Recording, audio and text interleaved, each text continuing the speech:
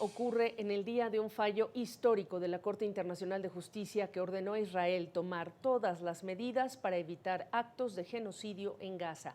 La Corte rechazó la solicitud de Israel de desestimar el caso, pero tampoco le ordenó detener su guerra en Gaza como pretendía Sudáfrica. Amplía Salem Ergui. La esperada decisión del Tribunal Internacional de Justicia ha sido recibida con sentimientos encontrados por las partes, sobre todo en Israel. La instancia judicial de la ONU con sede en La Haya no ha pedido un alto el fuego inmediato como pedía Sudáfrica, pero sí ha exigido a Israel que tome más medidas de las actuales para evitar un genocidio en la Franja de Gaza en su ofensiva militar contra Hamás en respuesta a los ataques de Hamás del pasado 7 de octubre, 2 semanas después de escuchar las alegaciones de la acusación de Sudáfrica y de defensa de Israel. La Corte Internacional de Justicia ha afirmado que tiene potestad y autoridad para estudiar el caso abierto por Sudáfrica y de esta forma ha rechazado la petición israelí de desechar la acusación ya de forma inmediata. Escuchemos lo que decía la jueza y presidenta de esta Corte, Joan Donoghue. Desde el punto de vista de la Corte, las circunstancias y hechos mencionados son suficientes para concluir que al menos algunos de los argumentos presentados por Sudáfrica y por los cuales piden protecciones son admisibles. Este es el caso con respecto a los derechos de los palestinos en Gaza de ser protegidos de actos de genocidio y actos prohibidos relacionados identificados en el artículo 3, y el derecho de Sudáfrica a pedir el cumplimiento por parte de Israel de estas obligaciones que figuran en la Convención. Posteriormente ha hecho y ha recordado numerosos informes y declaraciones, básicamente de funcionarios de Naciones Unidas, sobre el elevado número de muertos, de desplazados internos, de casas destruidas como resultado de la ofensiva militar en la Franja de Gaza. Asimismo, ha pedido a Israel que tome medidas concretas y también un aumento de la ayuda humanitaria y que castigue a aquellos políticos o altos mandos que puedan incitar contra los palestinos en la Franja de Gaza. El primer ministro israelí Benjamín Netanyahu ha afirmado que la Corte ha rechazado justamente, de forma justa, el intento vil, ha dicho textualmente, de evitar que Israel se defienda contra Hamás, pero también ha condenado a la Corte por no hacer caso a sus peticiones y continuar el proceso abierto a finales de año, a finales de diciembre, por Sudáfrica, en este caso por supuestos intenciones genocidas. Escuchemos lo que decía Netanyahu por la tarde. El cargo por genocidio contra Israel no solamente es falso, sino que es indignante en vísperas del Día Internacional en memoria de las víctimas del Holocausto. Nuevamente, como primer ministro de Israel, lo prometo, nunca más.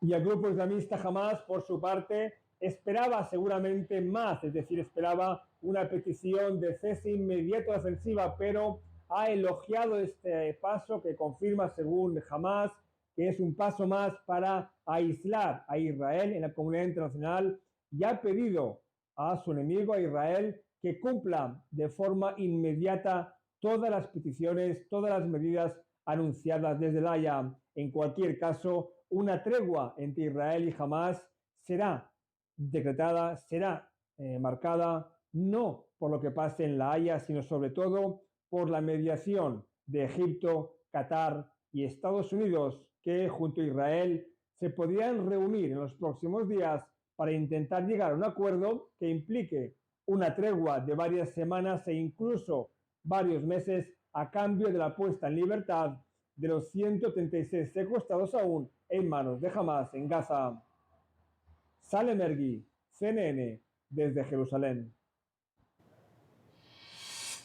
Lo cierto sí es que Israel está oficialmente bajo juicio por genocidio ante la Corte Internacional de Justicia, un anuncio que llega en el día 111 desde los ataques y la toma de rehenes por parte de Hamás. Pero ¿qué implicaciones tendrá para Israel y para los países que le apoyan? Lo conversé más temprano con Jorge Contese, doctor en Derecho, profesor en la Universidad de Rutgers. Lo principal, diría yo, es que ha pasado la fase de las medidas cautelares, de la medida provisional, y hoy día entonces entramos a la etapa de fondo. Y eso significa que viene la fase larga en que se determinará si acaso Israel está o no cometiendo actos genocidas prohibidos bajo la Convención de 1948. ¿Eso qué implica en términos de búsqueda de evidencia, de colaboración e incluso para países que están apoyando la causa de Israel militar en Gaza en estos momentos? Si me permites partir por ese último punto, Gabriela, creo que es de lo más relevante que hay en esta resolución de la Corte.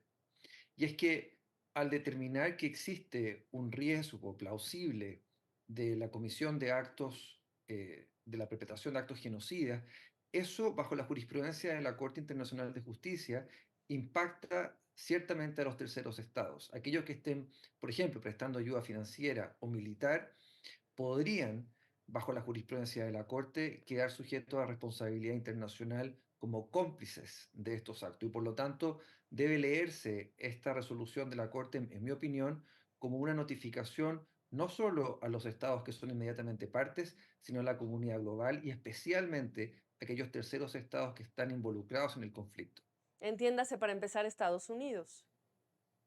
Desde luego, Estados Unidos, Alemania, el Reino Unido, hay distintos países que están participando de manera activa en esto y por lo tanto quedan ellos, como digo, notificados respecto de la posibilidad de la comisión de actos proscritos bajo la Convención contra el Genocidio. ¿Cómo corre este proceso en términos de búsqueda de evidencia, de procesos jurídicos en medio de una guerra que está en curso y de una incursión militar que también continúa en Gaza? Dos cosas, diría. Primero, respecto de la medida que no se decretó, que Sudáfrica estaba desde luego buscando, ¿verdad? El cese de las hostilidades, terminar con el uso de la fuerza, que fue lo que hizo la Corte en marzo del 2022 en el caso de Ucrania contra Rusia. Pero este caso es particularmente distinto porque efectivamente jamás atacó a Israel y jamás ha dicho que sigue dispuesto a atacar. Por lo tanto, era muy difícil para la Corte de La Haya decretar el cese de las hostilidades. Y una orden que sí se dio, relacionada con tu pregunta, es que se le indica a Israel que tiene la obligación de preservar la evidencia para la investigación de eventuales delitos, de eventuales actos prohibidos bajo la Convención contra el Genocidio. Ahora, sin embargo, las partes, ¿no? Cada una, Sudáfrica, Israel, etcétera, dicen haberse anotado una victoria con este fallo, aun cuando, como tú señalas, no hay este cese de operaciones militares en Gaza. Em, ¿Por qué? ¿En qué medida cada parte gana qué en esto que además son medidas cautelares antes del proceso en sí, del juicio? Claro, es esperable que las partes hagan eso, ¿verdad? En cualquier juicio.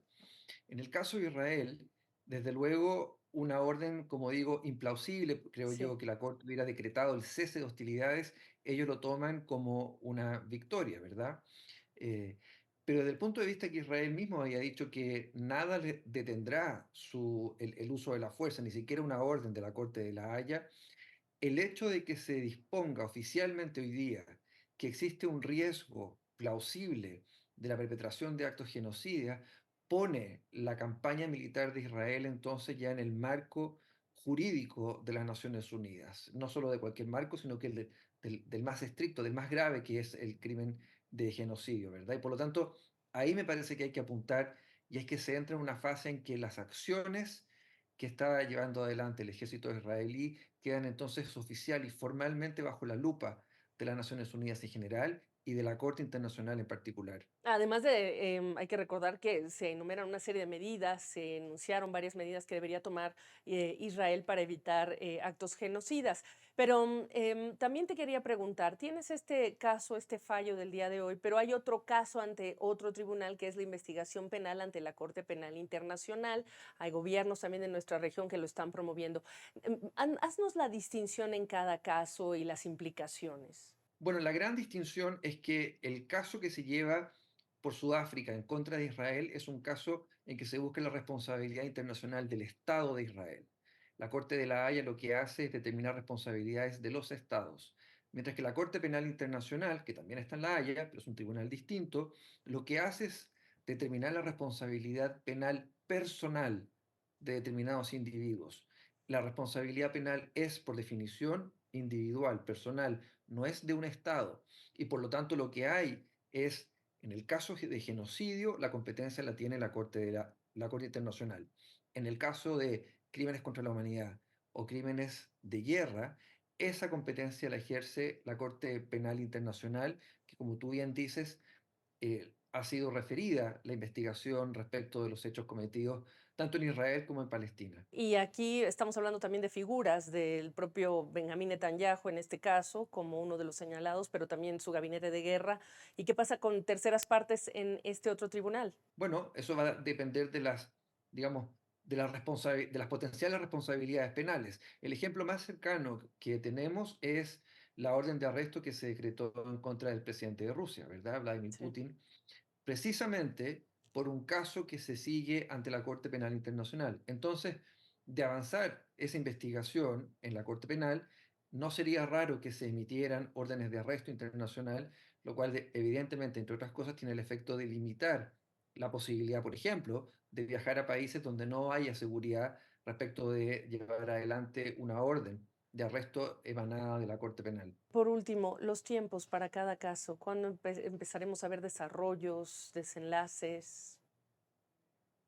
Paciencia, estos casos toman mucho tiempo. Me parece a mí que el caso de la Corte Penal Internacional está avanzando más lentamente. Es una investigación lo que tenemos ahí, abierta por la Fiscalía de la Corte Penal Internacional. Y los casos ante la Corte de la Haya, ante la Corte Internacional de Justicia, toman tiempo. Y un caso como este, donde lo que se hace es alegar nada menos que la perpetración de actos genocidas, los estándares probatorios son tan elevados que requieren, desde luego, digamos, de muchas pruebas, y eso significa que va a tomar mucho tiempo, mucho ir y venir, y por lo tanto una decisión final sobre el fondo no es esperable, creo yo, antes de por lo menos un par de años. Gracias, Jorge, por tu perspectiva. Gracias a ustedes.